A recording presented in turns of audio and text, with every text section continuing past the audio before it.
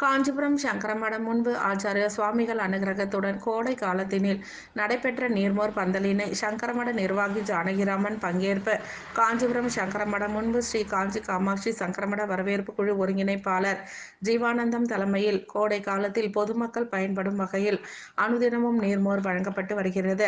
அந்த வகையில் 75வது நாளாக ஸ்ரீ ஸ்ரீ சங்கர விஜேந்திர சரஸ்வதி சுவாமிகள் பரிபூரண ஆசியுடன் நீர்மோர் வழங்கப்பட்டது. சங்கரமட நிர்வாகி ஜானகிராமன் கலந்து கொண்டு பொதுமக்களுக்கு நீர்மோர் வழங்கினார். சங்கரமட வரவேற்பு குழு பொறுப்பாளர் ராஜேஷ் ஜெயின் உள்ளிட்ட பலர் கலந்து கொண்டனர். இதில் ஏராளமான பொதுமக்கள், ஆட்டோ ஓட்டுநர்கள், ஸ்ரீமடத்தின் பக்தர்கள், சுற்றுலா பயணிகள் என ஏராளமானோர் கலந்து கொண்டு பயனடைந்தனர். நிகழ்ச்சி ஏற்பாடுகளை ஸ்ரீ காஞ்சி காமாட்சி சங்கரமட ஒருங்கிணைப்பாளர் காஞ்சி ஜீவானந்தம் சிறப்பாக செய்திருந்தார்.